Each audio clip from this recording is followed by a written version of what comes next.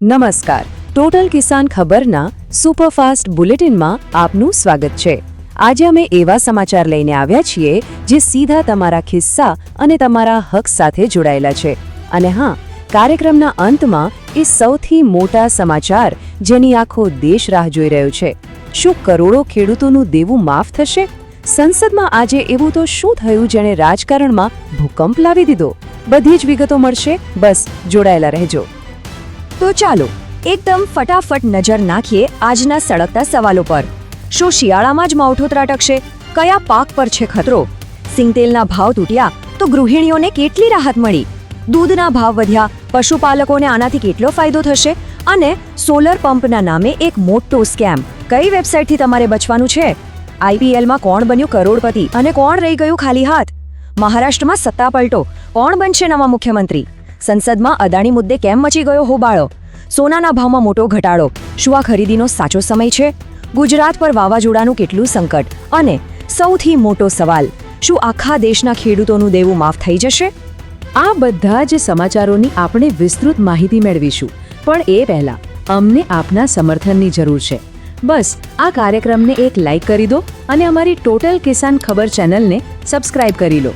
અને હા, કોમેન્ટમાં એ જરૂર જણાવજો કે તમે કયા ગામથી અમારી સાથે જોડાયા છો।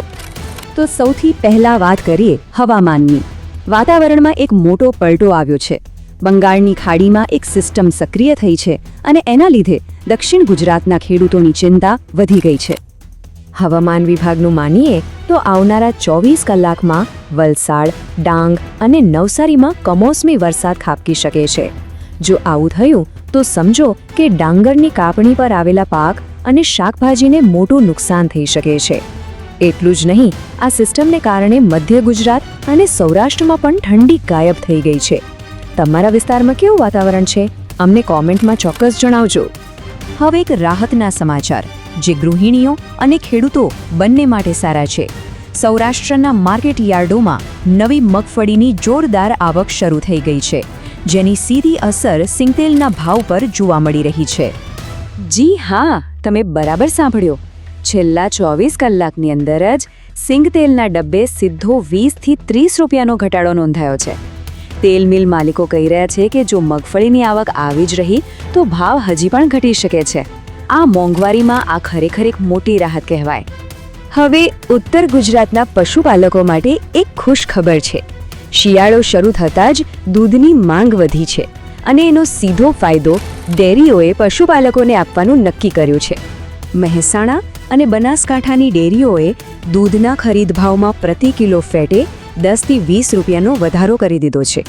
ઘાસચારો મોંઘો થયો છે, એવામાં આ ભાવ વધારો પશુપાલકો માટે ખૂબ જ જરૂરી હતો।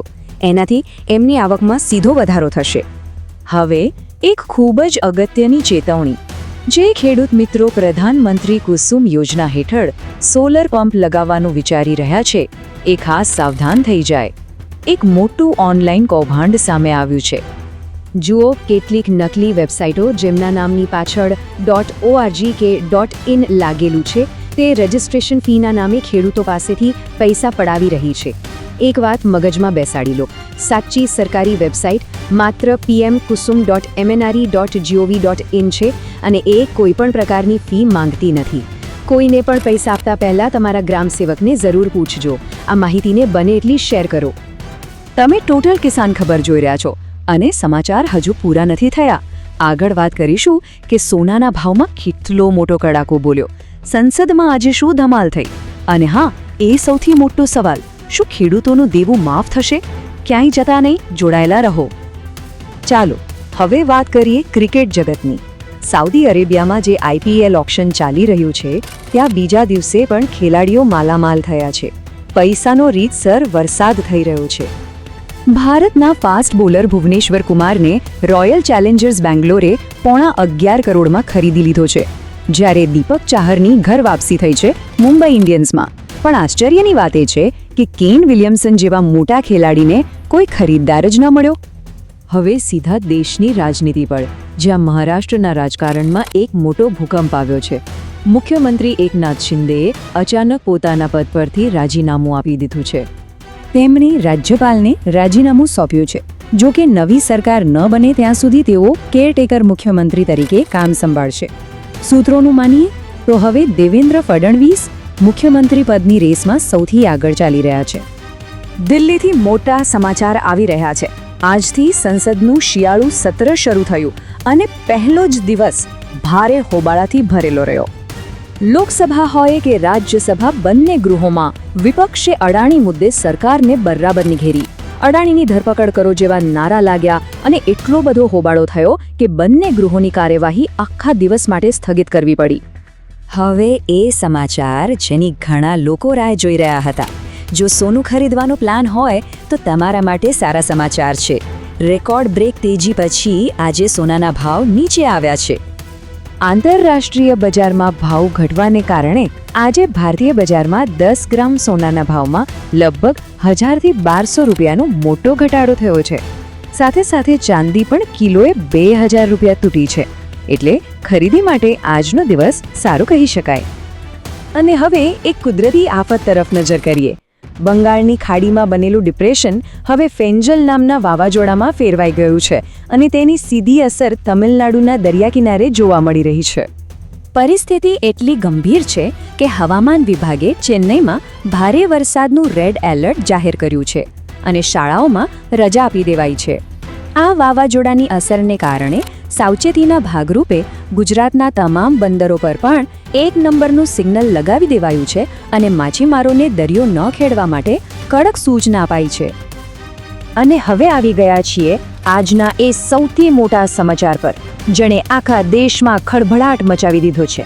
એક એવો સવાલ જે દરેક ખેડૂતના દિલમાં છે: શું સરકાર દેવું માફ કરશે? તો દિલ્હીથી સૌથી મોટા બ્રેકિંગ ન્યૂઝ. સંસદના પહેલા જ દિવસે વિપક્ષે સરકાર સામે 2 તોતિંગ માંગણીઓ મૂકી દીધી છે. પહેલી માંગ, ખેડૂતો માટે MSPનો ગેરંટી કાયદો આ જ સત્રમાં પસાર કરવામાં આવે. અને બીજી, એનાથી પણ મોટી માંગ, કે દેશભરના તમામ ખેડૂતોનું સંપૂર્ણ દેવું માફ કરવામાં આવે. જી હા, સંપૂર્ણ દેવા માફી. આ માંગણીઓ પર સંસદમાં જબરદસ્ત હોબાળો થયો. સરકારે હજુ સુધી કોઈ જવાબ નથી આપ્યો, પણ એમના પર દબાણ ખૂબ જ વધી ગયું છે. તો હવે સવાલ એ છે કે શું સરકારે ખરેખર ખેડૂતોનું દેવું માફ કરવું જોઈએ? આના પર તમારું શું મત છે? કમેન્ટ બોક્સમાં હા લખીને તમારો અવાજ સરકાર સુધી પહોંચાડો. આ હતા આજના